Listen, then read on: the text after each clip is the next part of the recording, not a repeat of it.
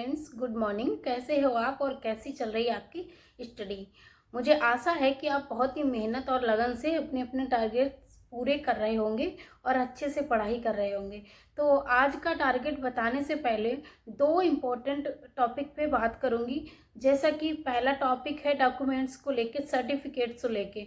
अगर हम इतनी बड़ी परीक्षा की तैयारी में लगे हैं और दिन रात मेहनत कर रहे हैं, तो अगर हमारे सर्टिफिकेट्स में किसी भी तरह की त्रुटि है, जैसे नाम की स्पेलिंग गलत होना, क्योंकि इसका खामियाजा मैं भुगत चुकी हूँ, इसीलिए मैं आपको इस बारे में सचेत करना चाहती हूँ कि अगर किसी भी मार्कशीट में, जैसे हाई स्कूल और 12th और ग्रेजुएशन, इसमें किसी भी तरह की त्रुटि है, नाम की स्पेलिंग गलत है, मदर्स नेम गलत है, फादर नेम गलत है, कैंडिडेट्स नेम गलत है, तो कृपया आप इसको सुधरवा लें पढ़ाई के साथ साथ ही। तो इसमें ये होता है कि जब लास्ट में हमारा डीवी होता है, डॉक्यूमेंट वेरिफिकेशन होता है, तो कई तरह की समस्याएं होती हैं।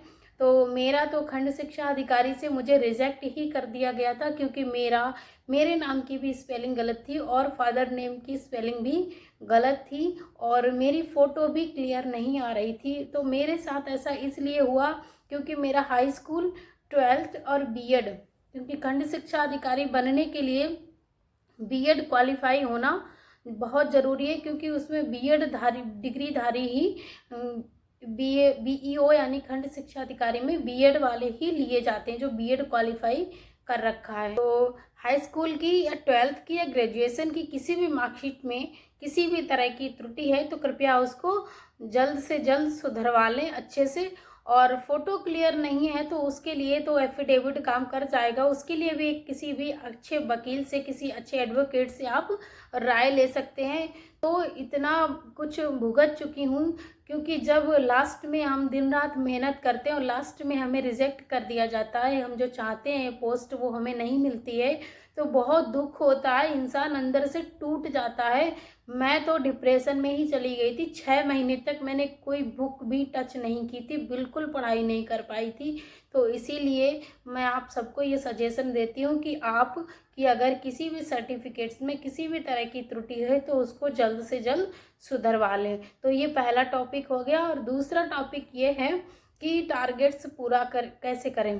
तो सभी को पता है कि सभी लोग ज़्यादा से ज़्यादा उम्मीद कर रहे हैं कि ये परीक्षा जून में होगी, क्योंकि अब अप्रैल जो अनरिजर्व डेट थी वो किसी दूसरी परीक्षा के लिए रिजर्व हो चुकी है। तो मई में बहुत कम चांस है, अप्रैल में तो होगा ही नहीं। तो ज़्यादातर उम्मीद की जा रही है कि एग्ज़ाम जून में होगा। हमारे पास बहुत समय कम बचा हुआ है। तो हमें जो टारगेट मैं देती हूँ क्योंकि मैं जो फॉलो करती हूँ, मैं जो खुद पे अप्लाई करती हूँ, मैं वही आपको शेयर करती हूँ। तो मेरे हिसाब से अगर इसी तरह से अगर हम कंप्लीट करेंगे तभी हमारा कंप्लीट हो पाएगा।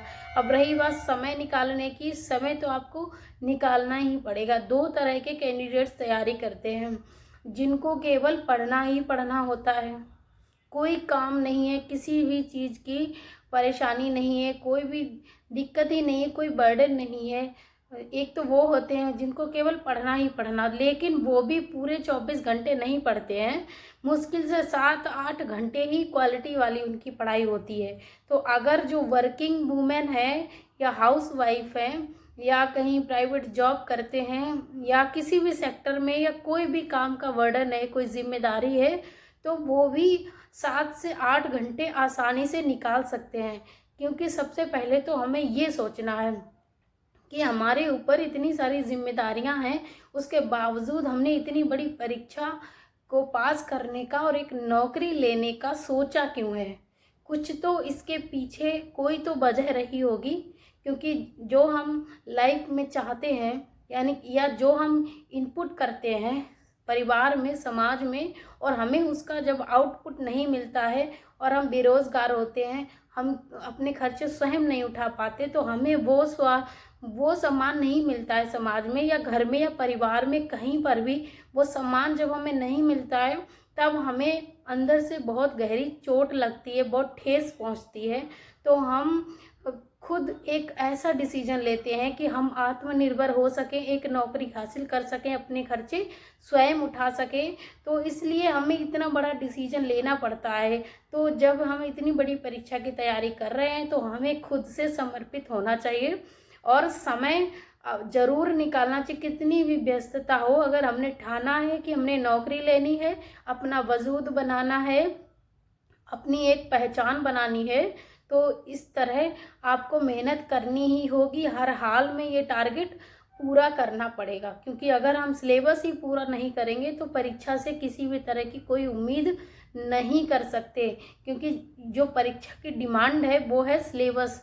सिलेबस कंप्लीट करना एक बहुत बड़ा टास्क है और यही सबसे ज़रूरी है। जब हम परीक्षा का सिलेबस कंप्लीट करेंगे तभी हम खुद से उम्मीद कर सकते हैं, परीक्षा से उम्मीद कर सकते हैं, जो हम पेपर दे के आएंगे उससे उम्मीद कर सकते हैं कि हम कितने नंबर हासिल करेंगे। तो मैंने जो टारगेट बनाया है, मेरा 80 नंबर का टारगेट है कि हमें जीएस में 140 अंकों का जीएस का पेपर होता है, तो हमें 140 में से हमें 80 नंबर चाहिए।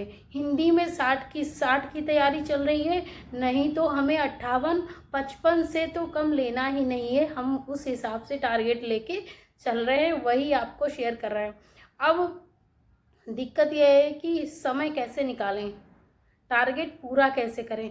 तो सबसे पहले गर्ल्स समझ लो, अगर आप अपने माँ बाप की छत्र छाया में रह के पढ़ाई कर रहे हो तो समझ लो आप स्वर्ग में हो।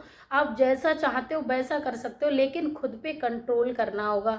आपको फ़ोन से दूरी बना के रखनी है, लोगों से दूरी बना के रखनी है, बस अपनी किताबों में खो जाना है। घर में कोई भी कुछ कहता है हमें इग्नोर करना है, सुनना ही नहीं है। तो ये तो पहला हो गया। दूसरा है अपना हाउसवाइफ, अपना समय कैसे निकालें। देखिए, जब एक हाउसवाइफ इतना बड़ा डिसीजन लेती है कि हमें इस परीक्षा को पास करना है और नौकरी लेनी है, तो उसके पीछे एक बहुत बड़ी वजह होती है, वो हम सभी जानते हैं। जो भी तैयारी में है वो सब अपनी अपनी वजह जानते हैं कि हमने इतना बड़ा डिसीजन क्यों लिया है, इसके पीछे वजह क्या है। तो आप वजह अच्छे से जानते हैं कि वजह क्या है, हमने डिसीजन क्यों लिया है। तो आप उस वजह को ध्यान में रख के कि आपने किस वजह से इतना बड़ा डिसीजन लिया है, अपनी तैयारी करने बैठे, आपने वो डिसीजन अपने लिए लिया है, किसी दूसरे से उम्मीद नहीं करेंगे। हम किसी और से उम्मीद नहीं करेंगे कि कोई आके हमारा सपोर्ट करेगा, हमारा काम कर देगा, या हमें पढ़ने के लिए बोलेगा, या हमारी किसी भी तरह की कोई मदद करेगा, क्योंकि डिसीजन आपका है, वजह आपने सिलेक्ट की है, तो समय भी आपको ही निकालना है। लेकिन सबसे बड़ा मुद्दा ये है कि समय निकालें कैसे, क्योंकि हम जिस घर में होते हैं, जिस परिवार के लोगों के बीच में होते हैं, वहाँ पर हमने सबकी जिम्मेदारी का ठेका अपने सर पे उठा रखा है। वो सारे काम करते हुए हम इतना थक जाते हैं कि हम अपनी पढ़ाई के लिए समय नहीं निकाल पाते हैं। ऐसा सभी के साथ होता है। तो हमें करना क्या है, तो सबसे पहले तो आपको सुबह मॉर्निंग में जल्दी उठना होगा। देखिए, क्वालिटी वाली पढ़ाई सभी लोग मुश्किल से 7-8 घंटे ही होती है। तो आप अगर चाहें, क्योंकि आपको नौकरी लेनी है, आपके पास एक वजह है नौकरी लेने की, तो आप चाहें तो 7-8 घंटे आराम से निकाल सकते हैं। लेकिन आपको मॉर्निंग में 4 बजे उठना पड़ेगा, 4 से 6 अपनी स्टडी करनी पड़ेगी। उसके बाद आपको घर का काम करना है। घर का काम कोशिश करें कि हम घर का काम 10 बजे तक सारा काम फिनिश कर लें। तो उसके बाद आपको अपने अंदर वो जुनून, वो जोश बरकरार रखना होगा, क्योंकि आपने 6 बजे अपनी स्टडी छोड़ी है और घर का काम करते करते इतना थक जाएंगे कि अब पढ़ाई का मन नहीं करेगा। लेकिन आपको रेस्ट करना है मुश्किल से 30 मिनट से ज़्यादा आपको रेस्ट नहीं करना है। और कोशिश ये करनी है कि 10 बजे आपका सारा काम फिनिश हो जाए। 10 बजे से आप अपनी स्टडी, अपना रेस्ट करने के बाद अपनी स्टडी स्टार्ट कर सकते हैं। फिर उसके बाद जो काम होते हैं वो आप छोटे छोटे काम डिवाइड कर लीजिए। जैसे स्टडी लगातार आप नहीं कर सकते, उसमें भी आपको ब्रेक लेना पड़ेगा। तो जब भी आप पढ़ाई से ब्रेक लें, उसमें आप अपना कोई सा छोटा काम निपटा लें, कोई से छोटा काम खत्म कर लें, फिर बैक अपनी स्टडी पे आ जाएं, उसके बाद फिर छोटा कोई काम निपटा लें, फिर अपने बैक, क्योंकि मैं ऐसा करती हूँ, मैं आपको इसलिए बता रही हूँ। अगर आपको ये मेरा फार्मूला अच्छा लगता है कि तो आप ज़रूर अप्लाई करके देखिए। देखिए हम लोग घर में रहते हैं, बहुत सारे काम होते हैं, अगर काम करते रहें तो पूरा दिन निकल जाता है, पता ही नहीं चलता है। लेकिन हमारे पास एक वजह है, हमें नौकरी लेनी है, तैयारी करनी है। तो ये छोटे छोटे फॉर्मूले जो मैं यूज़ करती हूँ, मैं अपने पे अप्लाई करती हूँ, मैं आपको वही शेयर करती हूँ। अगर आपको ये अच्छा लगे तो आप ज़रूर फॉलो कीजिएगा। फिर उसके बाद शाम को आप कोशिश ये करें कि सारा काम आपका 9 बजे तक फिनिश हो जाए। 9 बजे से 12 बजे तक आप स्टडी आराम से कर सकते हैं अपनी क्षमता के अनुसार। आप 12 तक नहीं कर सकते हैं तो आप 11 तक करिए, लेकिन 11 तक आपको पढ़ना है। उसके बाद सो जाना है, फिर सुबह आपको स्ट्रिक्टली फॉलो करना है, फिर सुबह आपको 4 बजे उठना है। ऐसा बस थोड़े ही दिन करना है, एग्ज़ाम तक करना है। और अगर आपको सुस्ती लगती है, आलस आता है, तो आप थोड़े देर दिन में रेस्ट कर सकते हैं, क्योंकि मैं जैसा करती हूँ मैंने आपको वैसा ही बता दिया।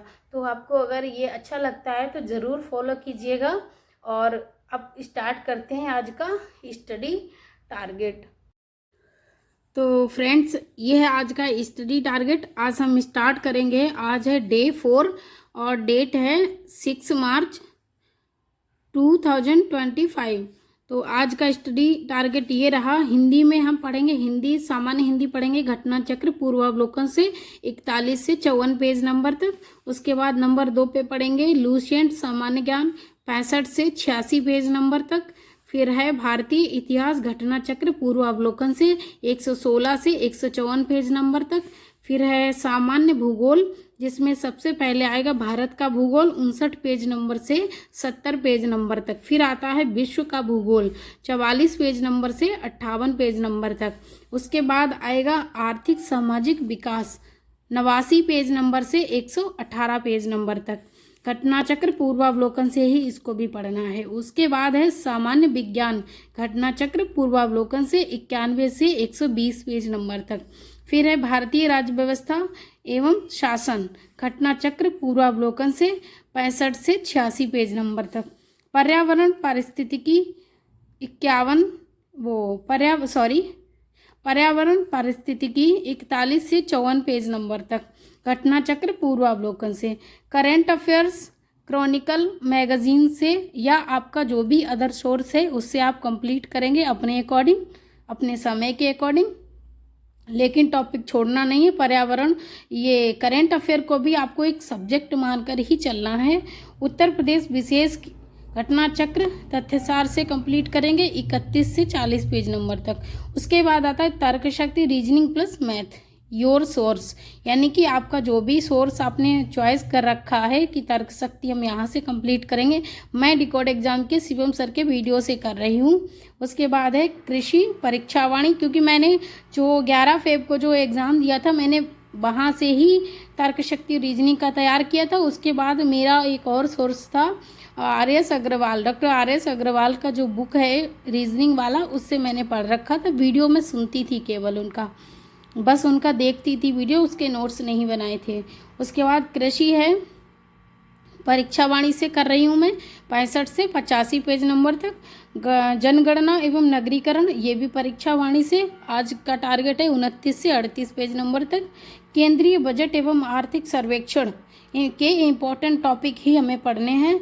अगर इसका समय मिला तो मैं इम्पोर्टेंट टॉपिक बता दूंगी आपको कौन कौन से इम्पोर्टेंट टॉपिक होते हैं, वैसे आप अपने अकॉर्डिंग देख लीजिए। ये क्रॉनिकल प्रारंभिकी से आता है। तो ये रहा आपका आज का टारगेट। और ये भ्रम बिल्कुल ही माइंड से आप निकाल दीजिए कि क्या लुसेंट से और घटना चक्र पूर्वावलोकन से हमारा कंप्लीट हो जाएगा। तो मुझे लगता है हो जाएगा। टॉपर्स भी ये रिकमेंड करते हैं कि हमें इस परीक्षा के लिए घटना चक्र पूर्वावलोकन एक्सप्लेनेशन के साथ में ज़रूर पढ़नी, स्किप नहीं करना है। बाकी जो भी हमारा कंटेंट शेष रह जाता है वो हमें लुसेंट कवर करा देगी। तो इसलिए हमें लुसेंट और घटना चक्र को ही टारगेट लेके चलना है, क्योंकि समय इतना ज़्यादा नहीं है कि हम ऑथेंटिक बुक्स पढ़ पाएँ या उनका रिवीजन कर पाएँ। तो फ्रेंड्स ठीक है, आज का ये रहा टारगेट, इसको फॉलो कीजिए और अपनी पढ़ाई को अच्छे से अच्छा कीजिए और थैंक यू।